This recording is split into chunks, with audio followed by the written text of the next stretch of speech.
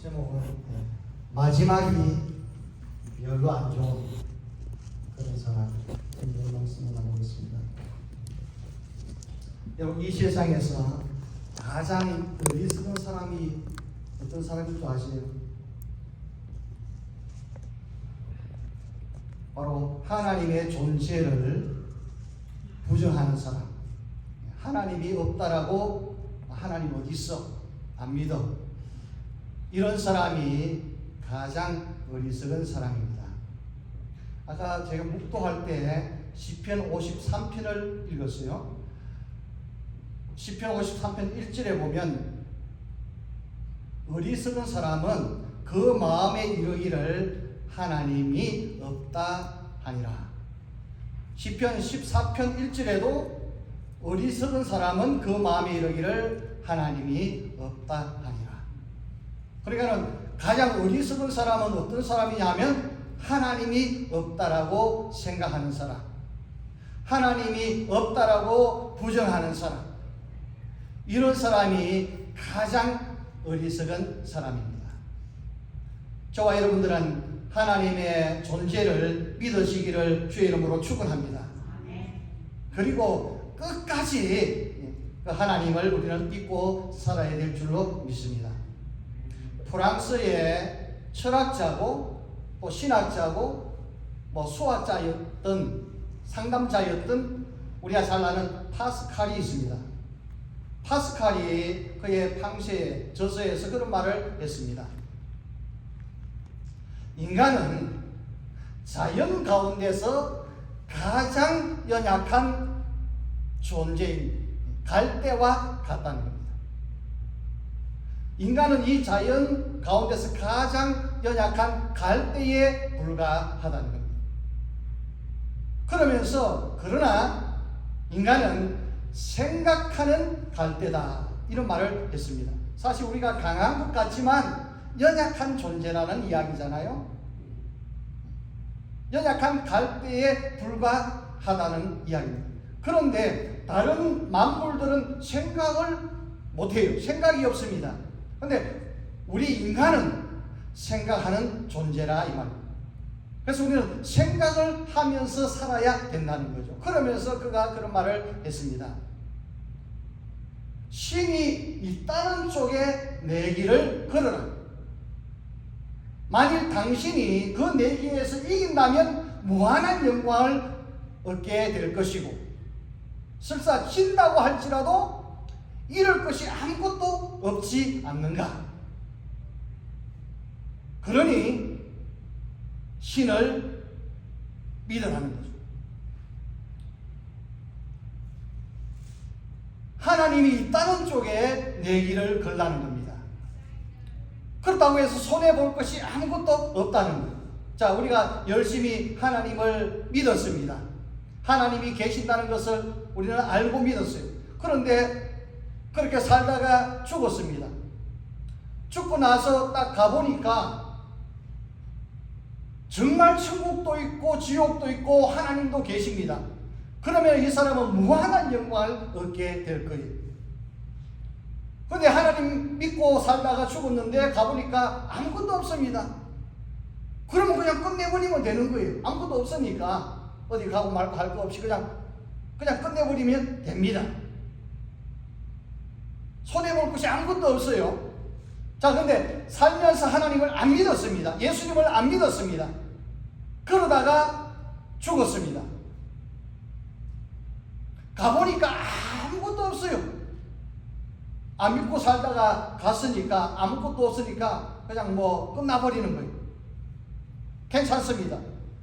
그런데 안 믿고 살다가 딱 죽어서 갔는데 보니까 천국도 있고 지옥도 있고 하나님도 계시고 다 있는 거예요. 그러면 어떡할 거냐 이 말입니다. 안 믿고 살다가 딱 갔는데 다 있습니다. 그러면 그때 가서 어떻게 할 거냐 이 말이죠. 울고 불고 해도 소용이 없다는 거예요.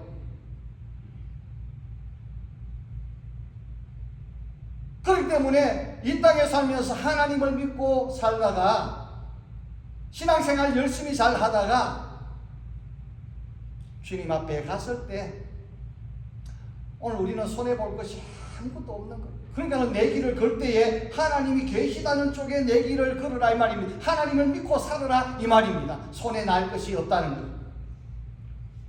믿져봐야 본전. 예. 그러니까 손에 볼 것은 믿질 것이 아무것도 없다는 이야기잖아요. 여러분, 하나님을 믿고 사시기를 바랍니다. 그런데 하나님을 안 믿고 살면 이 사람은 가장 어리석은 사람이에요. 나중에 가서 없으면 정말 다행인데 그때 가서 모든 게 다 있다는 것을 알게 됐을 때 이 사람은 영원히 패배자, 실패자가 되어버리고 마는 것이고 영원한 고통 속에서 끝도 없이 그는 고통 가운데 살아야 된다 이 말이죠. 그러니 하나님을 부정하는 사람, 없다라고 말하는 사람, 내 이거 믿고 살아라는 사람 가장 어리석은 사람이라고 성경은 말씀하고 있습니다. 그런데 여러분, 이 사람보다 더 불쌍한 사람이 있습니다. 하나님 안 믿고 사는 사람보다 더 불쌍한 사람이 있어요. 어떤 사람이냐면 오랜 세월 하나님 믿고 예수님 믿고 신앙생활 하다가 마지막 가서 그 영생의 문턱에서 들어가지 못하고 그것을 놓쳐버린 사람, 이 사람은 가장 어리석은 사람이고 가장 불행한 사람이 되는 겁니다. 왜 그래요? 안 믿고 살던 사람은 뭐 손해볼 게 없잖아. 안 믿고 살다 갔으니까 애석할 게 없습니다. 그런데 우리가 신앙생활을 지금 수십 년 했잖아요. 그동안에 얼마나 많은 시간을 교회에 나왔습니까? 얼마나 많은 시간을 우리가 교회에 나와서 헌신을 했어요. 오늘도 우리 여성교회 다 헌신하잖아요. 그러니까 시간 드리고 내 마음도 드리고 내 몸도 드리고 또 헌금할 때 우리 헌금을 하잖아요. 지금 수십 년 동안 교회 헌금해도 아마 엄청난 액수가 되는 분들이 있을 거예요. 그 많은 돈을 하나님 앞에 교회에 우리가 헌금을 했습니다. 그래 놓고 우리가 저곳에 못 들어가 버리면 얼마나 불행해요. 얼마나 어리석어요. 그러니까 우리는 끝까지 가야 되는 거예요. 믿으시면 아멘 합시다. 끝까지 하나님 잘 믿어야 되고 신앙생활 잘 해야 되고 승리하는 인생이 되어야 될 줄로 믿습니다. 우리가 살면서 여러분, 시작은 뭐 또 신앙생활도 마찬가지고 시작은 별로였다고 할지라도 결과가 좋아져야 돼요.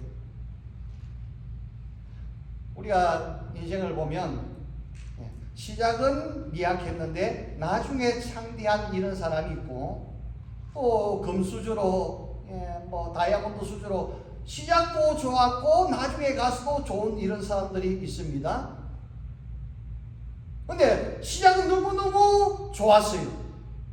근데 마지막에 가서 완전히 결과가 안 좋은 이런 사람들이 있습니다. 이 모든 면에 다 해당이 되는데 특별히 신앙적인 면에서 여러분, 비록 우리는 시작은 뭐 별로로 시작을 했다고 할지라도 나중에 가서는 승리하는 결과가 좋은 이런 신앙인이 되어야 될 줄로 믿습니다. 그런데 신앙은 출발은 좋았는데 그때 가서 망해버리는 사람들이 성경에 있어요. 신약 성경에서 뽑으라면 데마 같은 사람, 그 다음에 가롯 유다 같은 사람입니다. 여러분, 데마는 사도 바울이 골로새서나 빌레몬서에 보면 항상 나의 동역자라고 데마를 얘기했습니다. 그러니까 바울의 오른편에는 누가가 있었습니다. 끝까지 지킨 사람이 누가입니다. 누가복음을 기록하고 사도행전을 기록한 사람이 누가입니다. 왼편에 누가 있었냐면 바로 데마였습니다. 오른팔 누가, 왼팔 데마. 항상 바울이 나의 동역자라고 이렇게 얘기했던 사람 중에 한 사람이 데마였어요. 바울이 로마 감옥에 갇혀 있을 때, 마지막 감옥에 갇혀 있었습니다. 그때에 끝까지 누가와 데마는 바울 곁에서 옥수발을 들어주고 간식도 갖다 넣어주고, 누가는 의사였으니까 바울이 몸이 안 좋으면 가서 또 치료도 해주고, 그런 역할을 했던 거예요. 그런데 어느 순간에 데마가 어떻게 했습니까? 마음이 그냥 바뀌어져 버렸습니다. 수십 년을 바울의 동역자로 생활을 하다가 데마는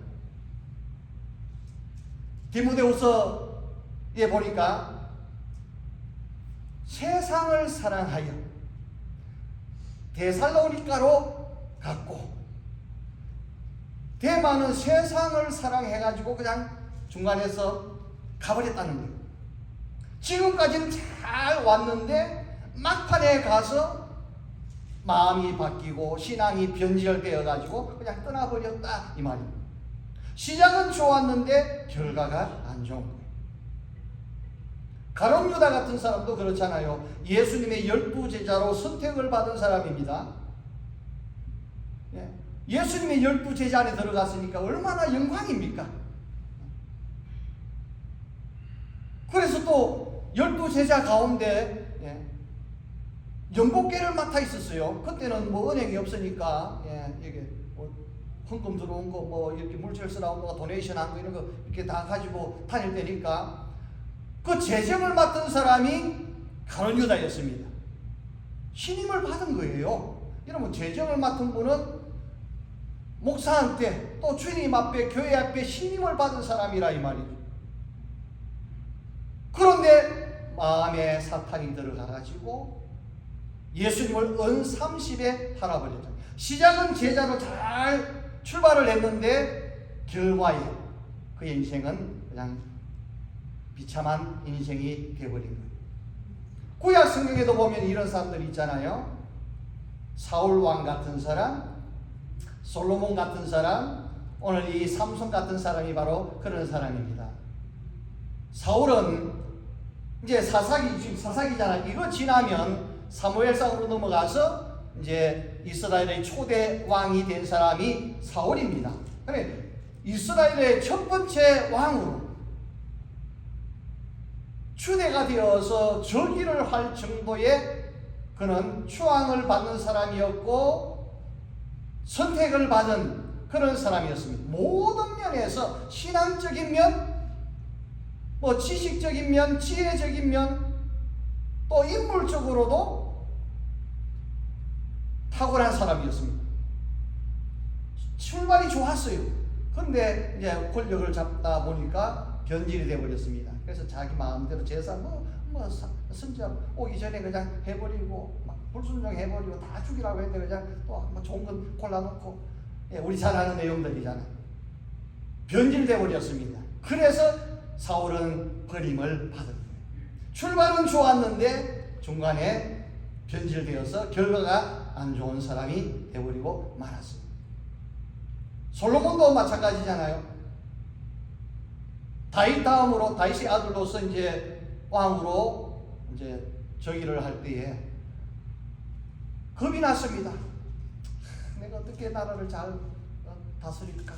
하나님 앞에 이제 떨리는 마음으로 일천번제를 드렸습니다. 하나님 도와달라고. 우리는 말하면 천번의 예배를 드렸다 이 말이잖아요. 근데 하나님이 나타나셔서 무엇을 해주기를 바라느냐 하니까는 내가 너무 어리고 약하고 두렵습니다. 잘 할 수 있도록 지혜를 달라고 하니까 하나님이 부도 구하지 않고 수도 구하지 않고 지혜를 달라고 구했으니 난 너한테 내가 부귀도 줄 것이고 건강도 줄 것이고 다 주겠다. 출발이 너무너무 좋았어요. 그런데 나중에 가서 부인이 너무 많았습니다. 권력을 확 쥐고 또 태평성대를 누리다 보니까 1000명의 궁녀가 있었잖아요. 그러다 보니 그들이 외국 여인들인데 그들이 섬기는 신들을 데리고 오고 신을 가지고 오고 막 그곳에 솔로몬도 절하고 인정을 하고 허용을 하고 변질되어 버렸습니다. 그래서 하나님이 후회를 하십니다. 출발은 좋았는데 결과가 안 좋았다 이 말이죠. 너 아버지를 봐서 내가 너한테는 놔두지만 네 자식들한테 가서 이 나라 내가 작살내겠다. 하나님이 그러셨잖아. 자, 그 다음에 사람이 이 삼손입니다. 삼손.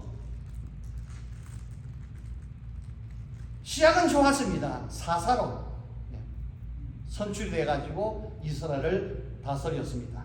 그런데 마지막 오늘 읽었던 말씀이 뭡니까? 두 눈 뽑히고 연자맷돌 돌리다 마지막 힘을 가지고 집을 무너뜨려서 자기도 죽고 그곳에 있던 사람 다 죽이고 그런 비참한 결말을 가져오게 되었습니다. 시작은 좋았는데 마지막이 안 좋았다 이 말입니다. 자, 여러분, 삼손은 쭉 지금까지 말씀을 드린 대로 여호수아도 이제 지도자로서 이제 돌아가셨습니다. 지난주 말씀드린 갈렙도 돌아가셨어요. 그 뒤에 사울 왕이 뽑히기 전에 그 기간 동안에 하나님이 그때그때 사사를 뽑아가지고 나라를 다스리던 시대, 그때가 바로 사사기, 이 사사 시대입니다.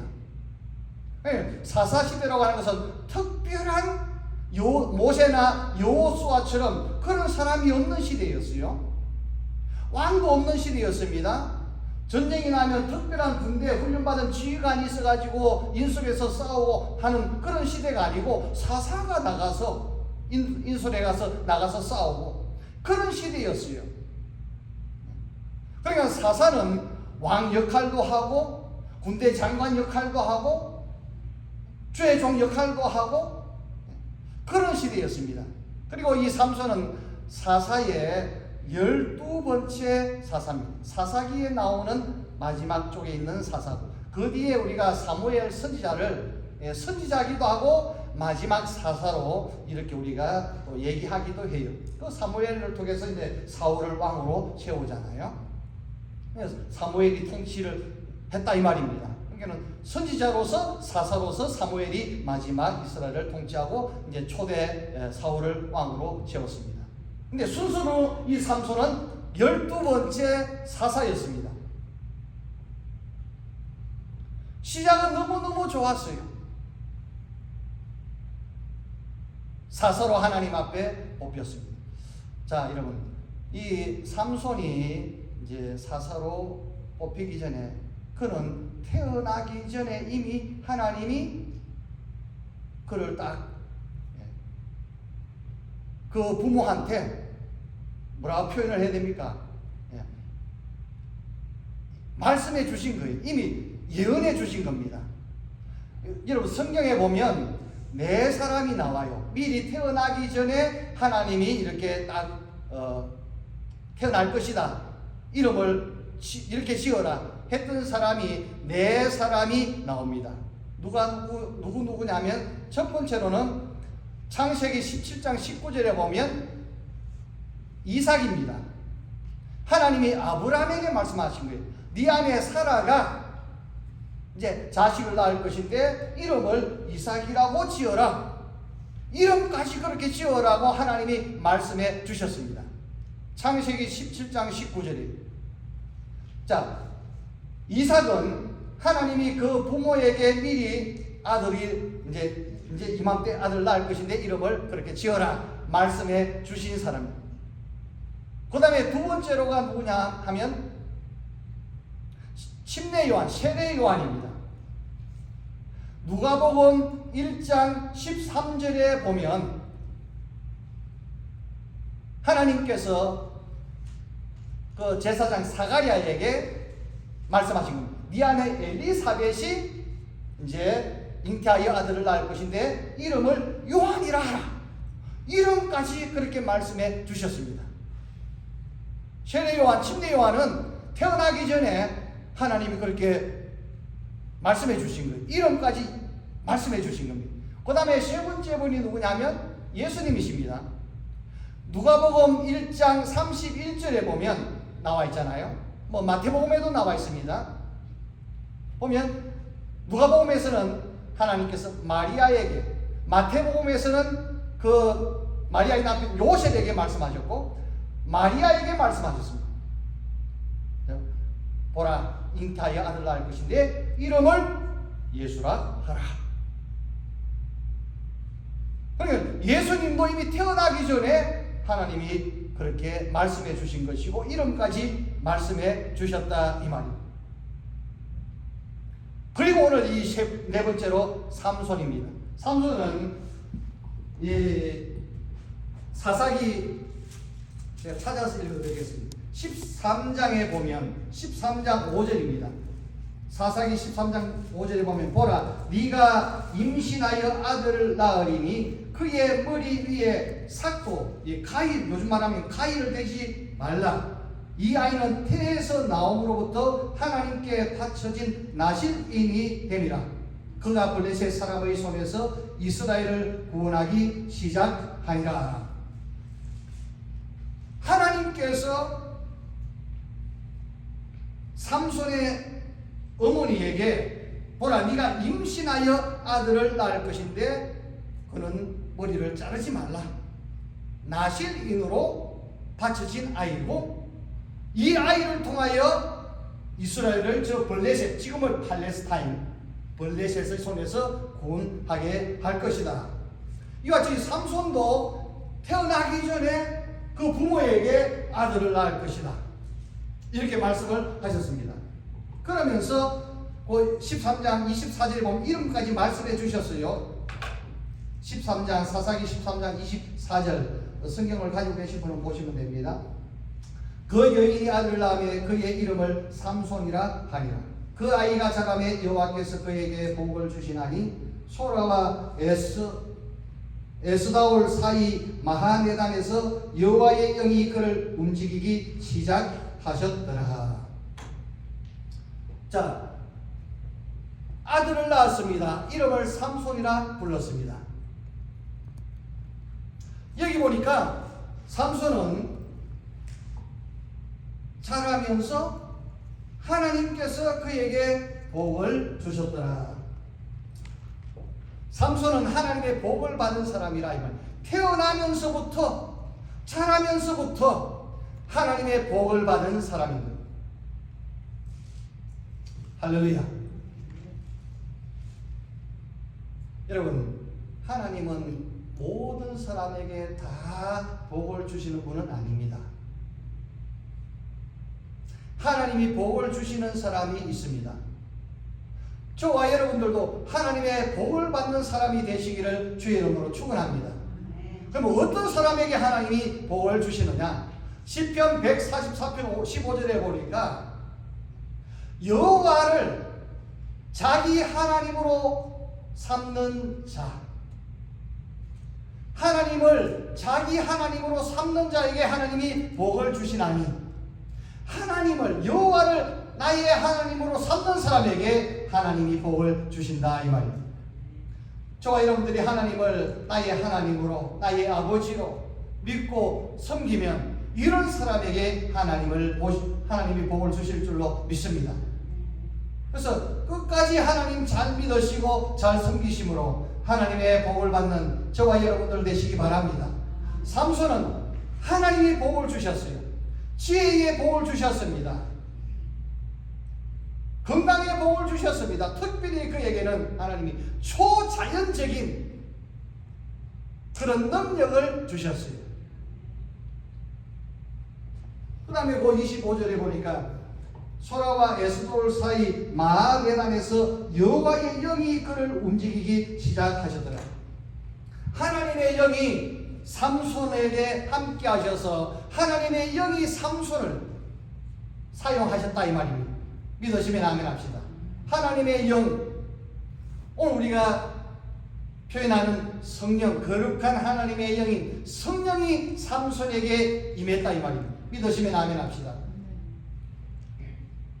사도행전 1장 8절에 오직 성령이 너희에게 임하시면 너희가 권능을 받고 온 예루살렘과 온 유대와 사마리아와 땅끝까지 이르러 내 증인이 되리라. 성령이 임하면 우리가 권능을 받고 능력을 받는다는 거죠. 그러니까 삼손에게 하나님의 성령이 임해서 그런 능력이 임한 겁니다. 그래서 초자연적인 그런 힘을 삼손이 갖게 되었다 이 말입니다.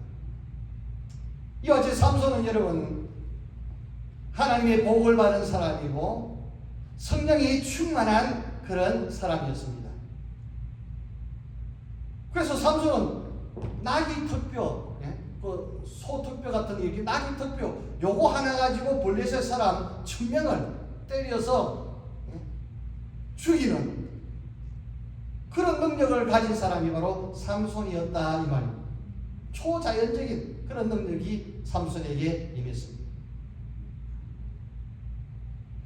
자, 삼손에게 이와 같이 하나님의 복이 임하고 하나님의 능력이 임해서 이런 큰 능력이 있는 막 엄청난 힘을 가진 이런 사람이었는데 삼손이 어떻게 해요?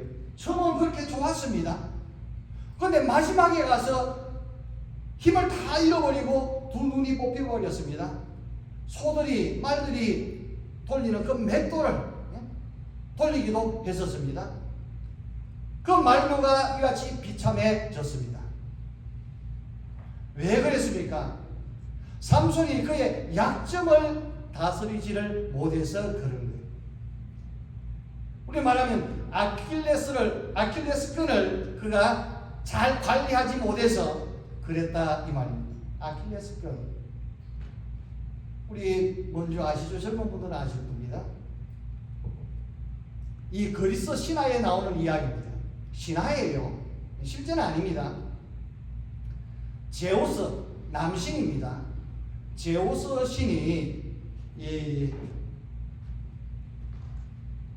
팔레우스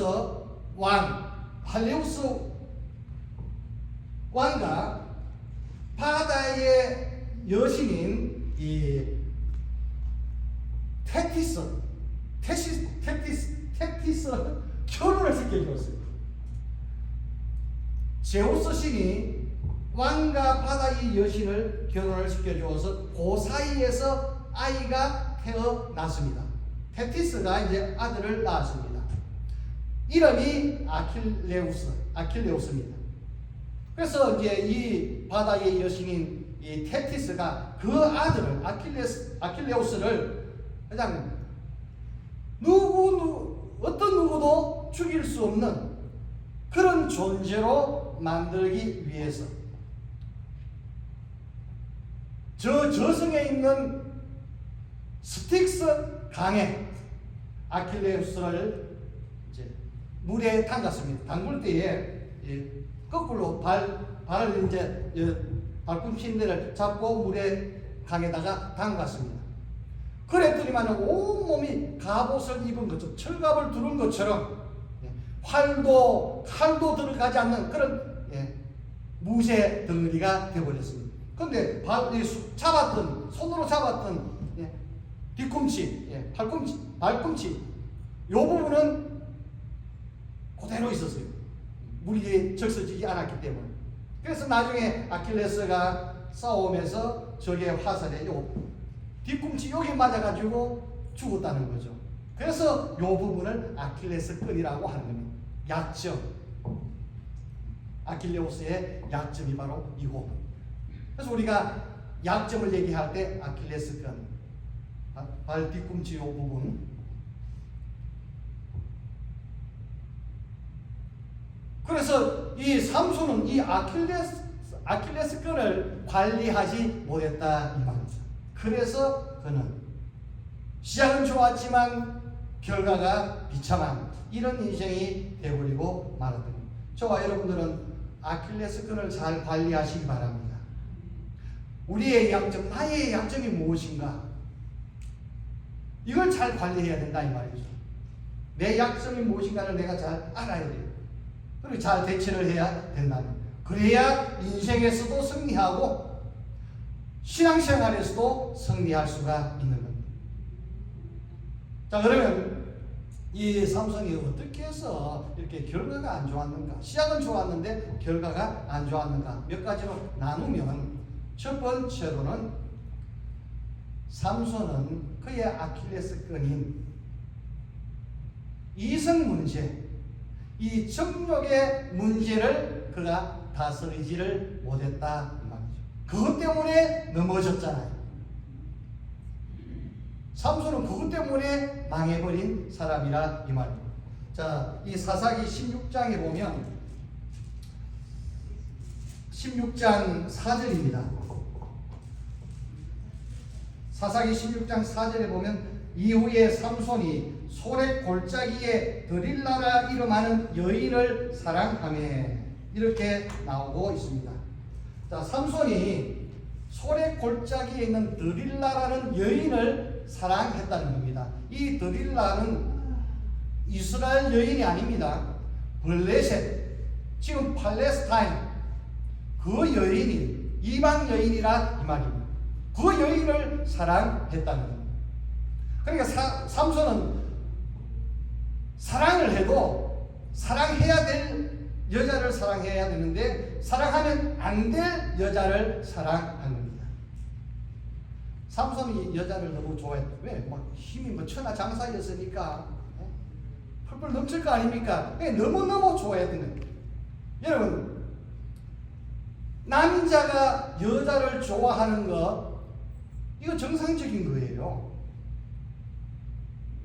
남자가 남자를 좋아하고 여자가 여자를 좋아하고 이러면 안 되는 겁니다.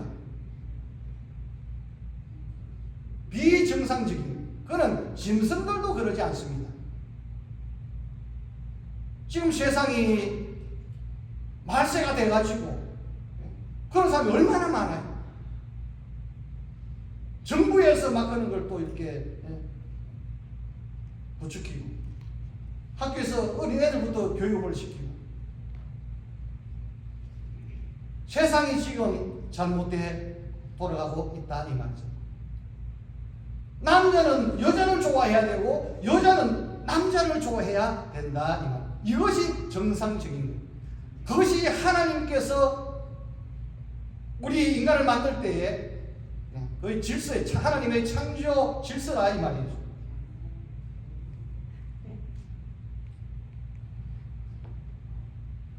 그런데 삼손은 여자를 좋아하기는 했는데 너무 좋아했대. 너무 밝혔던 것 같아요. 그래서 저 이방 여자를 가까이 하면 안 될 이방 여자. 이방 여자라고 하는 것은 뭡니까? 하나님을 안 믿는 사람을 얘기하는 거예요. 성경에서 이방인이라고 하는 것은 하나님을 안 믿는 사람. 그 당시 이스라엘 외에 하나님을 안 믿는 다 족속들이잖아요. 하나님을 모르는, 하나님을 부정하는, 하나님을 안 믿는 여자를, 가까이 하면 안 될 여자를 삼손이 가까이 했다 이 말이죠. 그러다가 그는 잘못돼 버리고 말합니다. 여러분, 다윗도 이 문제 때문에 낭패를 당했잖아요.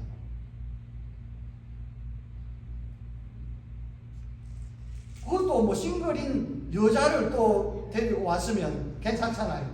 그죠? 아니면 과부를 데리고 와도 괜찮잖아요. 자기의 아주 충신인 우리야 장군의 부인을 그냥 취해버린 겁니다. 자기 것으로 만들어버렸다 이 말이잖아요. 그리고는 그 충신을 전장에서 그냥 죽게 이렇게 그렇게 모의를 하고 작당을 하고 뒤에서 조정을 했다 이 말이잖아요. 이 일 때문에 다윗은 회개는 하나님 앞에 눈물로 했지만 평생을 고통을 겪은 거예요. 죄는 용서받았을지 몰라도 그의 열매, 그의 결과는 다윗을 평생을 고통스럽게 했던 겁니다. 그 죄책감 때문에 아니고 그의 집안이 편안할 날이 없었던 거예요. 심지어는 자기 아들이 자기를 몰아내려고 구태타를 일으키는 이런 일들도 있었잖아요. 고통을 겪었어요. 그 한 번의 실수 때문에 여러분, 이 성 문제는 대단히 조심해야 되는 거죠. 남편은 자기 아내만 바라봐야 돼요. 아내는 자기 남편만 바라봐야 되죠. 뭐 애인이 있으면 내 애인만 바라봐야지 자꾸 애인하고 같이 가다가 저 다른 데 이렇게 멋있는 누가 있으면 쳐다보고 이러면 안 된다 이 말이죠. 거기에서 사람들이 무너지는 거예요. 거기에서 가정의 어려움들을 겪게 된다 이 말이죠. 자, 여러분, 자, 이 삼손이 드릴라와 가까이 할 때에 이제 드릴라가 이제 그 자기 민족들한테 은 1100객씩 16장 5절에 보면 돈을 받고 매수를 당하는 거예요. 블레셋 사람들이 드릴라에게 막 은을 이렇게 달아주면서 삼손이 어떻게 해서 저 힘이 나오는지 그 비밀을 알아내봐라. 그래서 이제 드릴라가 막 눈웃음을 치면서 애교를 부리면서 이 삼손에게 당신이 어떻게 해서 이런 힘이 나오느냐 좀 알려달라, 궁금하다 이제 구슬렸습니다. 그랬더니 삼손이 처음에 3번은 거짓말로 얘기를 합니다. 7절에 보면 마르지 아니한 새 활줄, 옛날 성경은 아마 칭능골인가 뭐 그걸로 돼 있을 거예요. 새 활줄 7으로 나를 결박하면, 활줄이죠, 활 쏠 때 그 줄, 그 7개로 나를 결박하면 내가 약해져서 그냥 일반 사람과 똑같을 것이다. 그래서 이제 삼손이 이제 잠들었을 때 새 활줄 7개를 가져와서 묶었습니다. 그리고 드릴라가 블레셋 사람이 온다 그러니까 삼손이 벌떡 일어났습니다. 그냥 쉽게 툭 끊겼습니다. 또 두 번째가 10절 11절에 보면 나오죠. 또 이제 말 애교 부리면서 왜 나를 거짓말 하느냐, 나한테 거짓말 하느냐, 또 비밀을 좀 얘기해달라 하니까 11절에 삼손이 그렇게 말합니다. 만일 쓰지 아니한 새 밧줄로 나를 결박하면 내가 약하여져서 다른 사람 같으리라. 한 번도 안 쓴 새 밧줄 가지고 나를 결박을 하면 내가 힘을 못 쓸 것이다. 그래서 새 밧줄을 가져다가 또 묶었습니다. 그리고 블레셋 사람이 온다 그러니까 삼손이 일어나서 또 쉽게 끌었습니다. 세 번째로 또 13절에도 왜 나한테 자꾸 이렇게 거짓말하고 나를 몰리느냐, 좀 진실을 말해달라. 그러니까 삼손이 13절에 말합니다. 그대가 만일 나의 머리털 7가닥을 배틀의 날실로 섞어서 짜면 되리라. 이제 삼손이 머리를 한 번 삭도를 안 됐으니까 얼마나 길었겠어요. 그러니까 이제 삼손이 잘 때에 그 배틀 옆에다가 삼손의 긴 머리카락을 가지고 배틀 실 짤 때에 이 배 짤 때에 하는 그 실하고 같이 엮어가지고 짰다 이 말입니다. 엮었다 이 말이죠. 그리고 또 블레셋 사람이 온다 그러니까는 삼손이 일어나서 그것을 그냥 끊어버렸습니다. 네 번째로 17절에 보면 삼손이 진심을 드러내어 그에게 이르되 내 머리 위에는 삭도를 대지 아니하였나니 이는 내가 모태에서부터 하나님의 나실인이 되었습니다.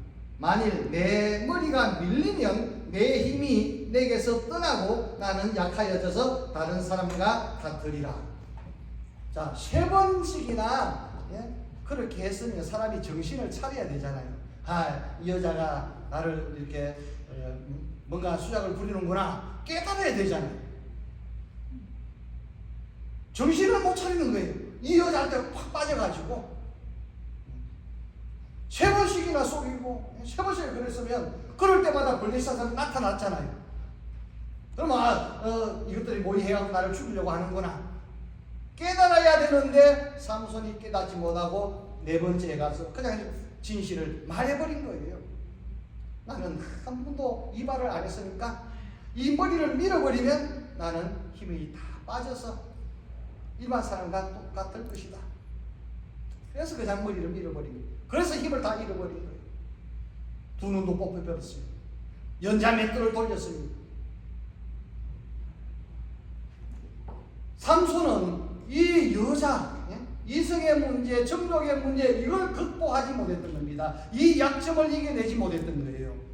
이 여자를 멀리 했어야 되는 겁니다. 그래서 그는 결과에 가서 안 좋아, 마지막에 않는 이런 사람이 되어버리고 말았다 이 말이죠.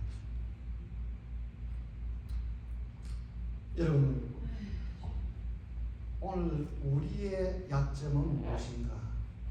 내 약점은 무엇인가? 내가 약한 부분이 있잖아요. 어떤 사람은 술에 약해.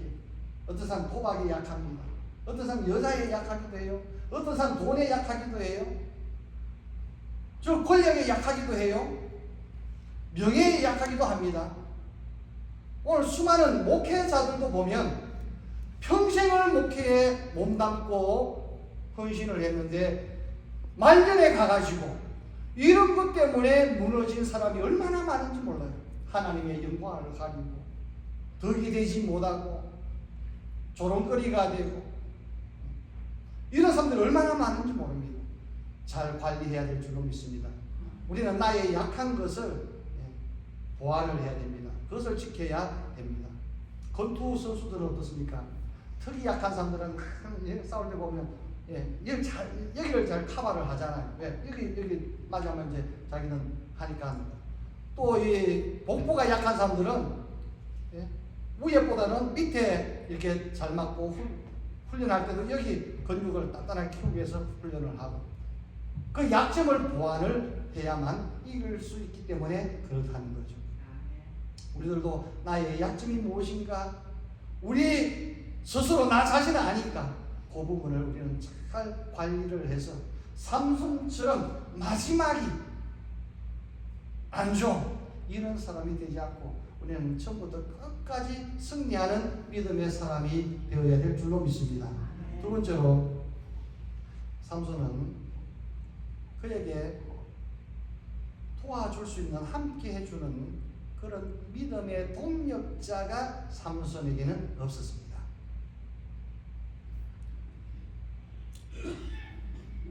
자, 삼손은 너무 자기 자신을 과신했던 것 같아요. 힘이 누구도 감당할 수 없는 그런 천하장사의 힘을 가지고 있었던 사람이니까 내 혼자 가서 그냥 주먹 하나로 1000명씩 몇천 명씩 때려 잡고 하니까 다른 사람 필요 없다 이런 생각을 했는지 모르겠어요. 그러니까는 같은 민족에게도 삼손은 별로 인정을 못 받았어요. 여러분 사람이 살면서 서로 도와주고 도움을 받고 서로 마음을 나누고 같이 하고 그래야 되잖아요. 아무리 잘난 사람이라도 세상은 혼자 살면 안 되는 겁니다.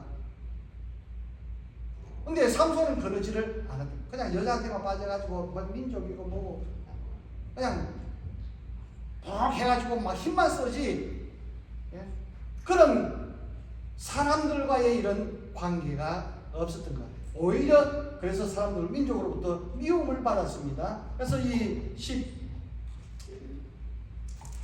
16장에 보면 15장 11절에 보면 유다 사람 3000명이 같은 민족이잖아요. 유대 사람 3000명이 삼손을 찾아와가지고 삼손을 묶었습니다. 블레셋 사람한테 넘겨주려고. 자기 민족이 하니까 그냥 또 자기는 힘쓸 수 있으니까 가만히 있어 줬어요.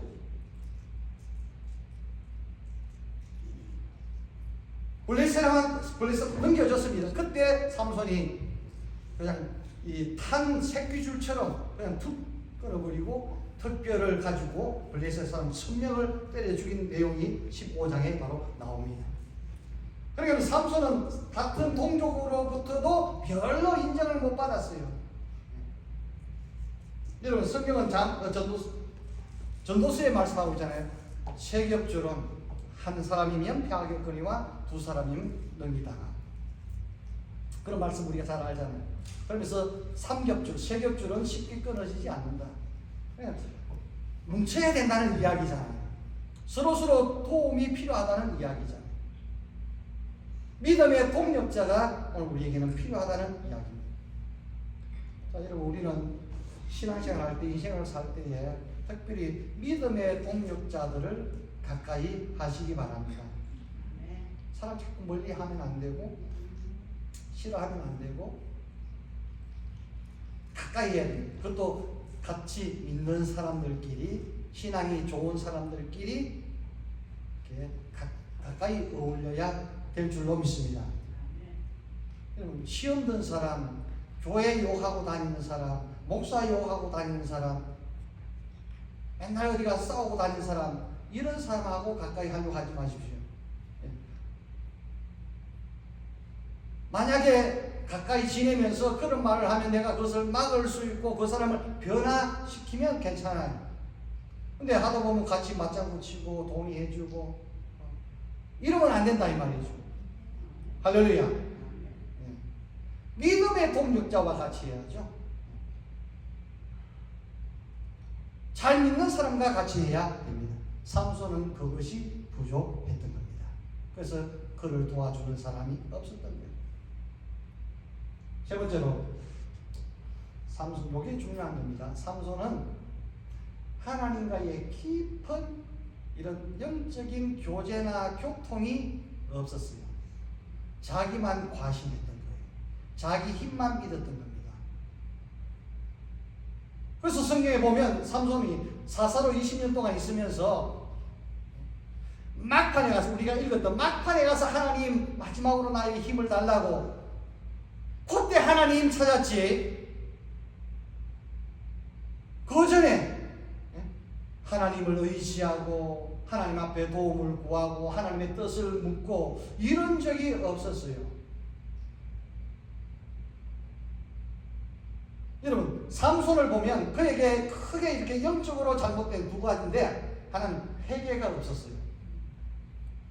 자, 힘을 다 잃어버렸을 때 그때도 하나님 앞에 내가 인생 잘못했습니다, 이런 회개가 없어요.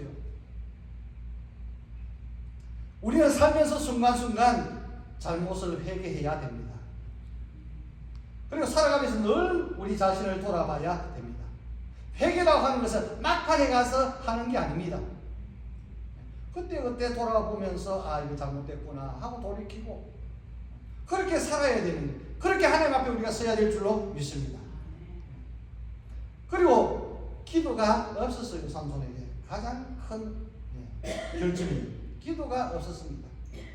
여러분, 사사라고 하는 것은 또 나실인으로 들임받은 사람이니까, 사사나 나실인, 이것은 선택받은 사람, 하나님 앞에 바쳐진 사람, 그런 뜻입니다.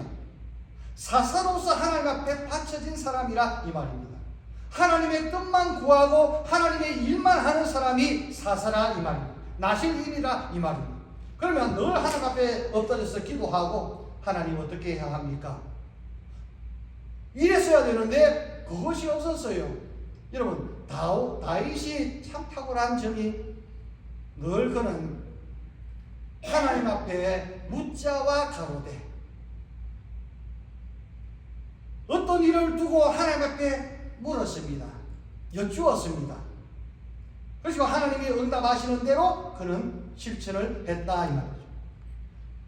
다윗에게 그런 결점은 있었지만 다윗의 위대한 점이 하나님 앞에 늘 엎드려서 기도했던 이 모습이죠. 하나님 앞에 묻고 응답받고 하고, 묻고 응답받고 하고, 이것이 다윗의 위대한 면모입니다. 그런데 사사로 나실인으로 선택받은 이 삼손은 20년 동안의 통치 기간에 이 모습이 전혀 없습니다. 그냥 하는 일로 막 나가서 싸우고, 힘은 있으니까 싸움은 잘했지만 하나님 앞에 묻고 하나님의 방법을 구하고 하나님의 응답을 받고 이런 게 없었다 이 말입니다. 딱 마지막 가서 기도한 거예요. 어떤지 막판에 하나님 힘을 주시옵소서, 기둥을 딱 부여잡고 마지막으로 하나님 힘을 달라고 그 기도예요. 그래서 삼손은 마지막, 그가 처음부터 들릴라를 만나기 전부터 기도하고 하나님의 뜻을 구하고 응답받고 했으면 결과에도 좋은 결과를 가져오는 그런 위대한 사람이 되었을 텐데, 시작은 참 좋았지만, 출발은 좋았지만 마지막에 가서 힘 다 하나님이 주신 그런 능력을 다 잃어버리고, 눈도 그냥 뽑혀버리고, 짐승이 이끄는 맷돌을 돌리고, 연자 맷돌을 돌리고, 마지막 그렇게 죽어버리는 그런 결과를 가져왔다 이 말이죠. 결론입니다. 우리는 처음은 어떨지 몰라도 마지막이 좋은 사람이 되어야 될 줄로 믿습니다. 삼손의 이러한 인생을 보면서 우리는 교훈을 얻어야 됩니다. 내 약점이 무엇인가를 우리는 알고 그 약점을 내가 잘 다스릴 수 있어야만 승리를 하는 겁니다. 그리고 늘 옆에 같이 서로 믿음으로 힘을 줄 수 있는 그런 믿음의 사람과 우리가 교제하면서 서로 힘을 주는 그런 생활을 해야 될 것이고, 그 다음에 세 번째로가 늘 하나님 앞에 영적으로 교제하고 교통하는 그런 신앙생활, 그런 삶을 살아야 될 줄로 믿습니다. 삼손은 성령으로 시작해서 육으로 마친 사람입니다. 자, 저와 여러분들은 성령으로 시작했습니다. 성령으로 마칠 수 있기를 주의 이름으로 축원합니다.